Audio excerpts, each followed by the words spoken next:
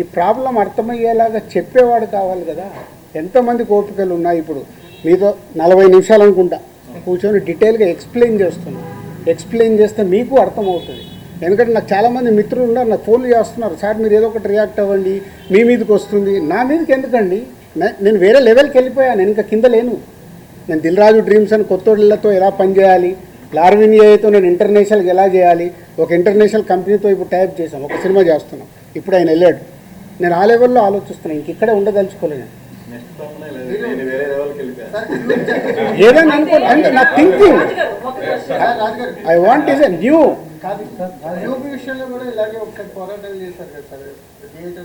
ఇండస్ట్రీలో దేనికి పోరాటాలు జరిగినా ఫైనల్గా రిజల్ట్ శూన్యం. 56 రోజులు షూటింగ్ చేశాం, శూన్యం. ట్యూబ్ దాని గురించి చేశాము, శూన్యం. ఇదే థియేటర్లకు చెప్పా, మీకు రిజల్ట్ ఏం రాదు, ఎందుకు రానైనా వచ్చేది మూసుకుంటారు. మూసుకుంటామని చెప్పకండి. 3 కలిస్తే సొల్యూషన్ వస్తుంది. ఎగ్జిబిటర్, డిస్ట్రిబ్యూటర్, ప్రొడ్యూసర్ కలిస్తే సొల్యూషన్ వస్తుంది. ఇప్పుడు కలుస్తారు.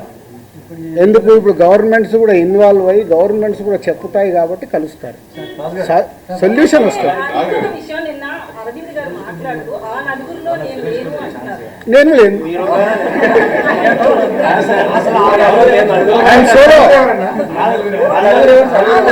ఆయన అడగండి. ఇప్పుడు ఒక నిమిషం, ఒక జోక్ చెప్తా.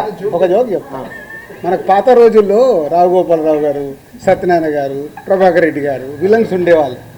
20 ఏళ్ళు అయిందా ఆ విలన్ క్యారెక్టర్ మార్చేసి ఇంకేదన్నా ఇవ్వండి, ఇంకా అక్కడే ఉంచితే ఎలా? కొత్త క్యారెక్టర్ వద్దా అన్నట్టే కదా. మీరు ఎందుకు ఆ 4 ఫోటోలు వేసేస్తున్నారు? మీ పాయింట్ ఆఫ్ లో వాళ్ళు విలన్సే కదా. వేసే మీ అందరిని అడుగుతున్నా నేను, వేసే మీ అందరినీ. మీ బాధ కూడా అదే కదా. ఒక నిమిషం, మీ బాధ కూడా అదే. ఆ 4 ఫోటోలు లేకుంటే మీకు ఎవడు చూడు, మీ బాధ మీది. ఎవరి బాధలు వాళ్ళే. ఇక్కడ ప్రపంచవ్యాప్తంగా డిస్ట్రిబ్యూషన్ నడుస్తుంది, పర్సంటేజ్ నడుస్తుంది అన్నారు. మరి ఒక్క తెలుగు రాష్ట్రాల్లోనే ఎన్ఆర్ఐ పద్ధతి ఎందుకు ఉంది డిస్ట్రిబ్యూషన్ చంపడానికి? కాకపోతే అన్ని పర్సంటేజ్ ఇచ్చినప్పుడు ఓన్లీ మనకొక్క చోట ఎన్ఆర్ఐ సిస్టమ్ ఉంది, ఎక్కడా లేదు. అదే అడగండి, మరి అదే నిర్మాతలను అడగండి. నువ్వు అడిగిన క్వశ్చన్ రైట్. నిర్మాత నేను ఎవరిని చంపుతున్నాను? నా డిస్ట్రిబ్యూటర్ ఎవరిని చంపుతున్నాడు? ఎగ్జిబిటర్. సో తప్పేవాడిది ఆడియన్కి.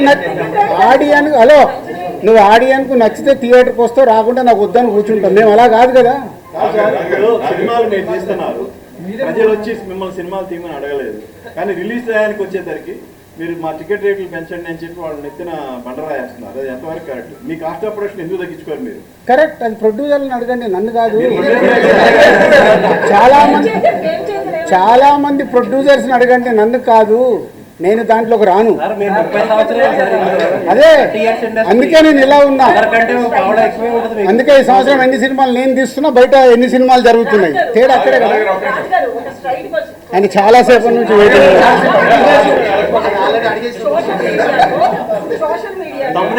వ్యక్తిగతంగా కంపెనీలు ఏవైతే కార్పొరేట్ కంపెనీలు ఉన్నాయో అవన్నీ ప్రభుత్వానికి అనుకూలంగా ఉండవు, ఎవరి పని వాళ్ళు చేసుకుంటారు. కానీ ఫిల్మ్ ఇండస్ట్రీ దగ్గరికి వచ్చేటప్పటికి మమ్మల్ని కలవలేదని వీళ్ళు అంటారు, లేదా తెలంగాణ గవర్నమెంట్ అయినా ఏపీ ప్రభుత్వం అయినా కూడా అదే విమర్శలు చేస్తున్నారు, మమ్మల్ని వచ్చి ఇండస్ట్రీ కలవలేదు అని.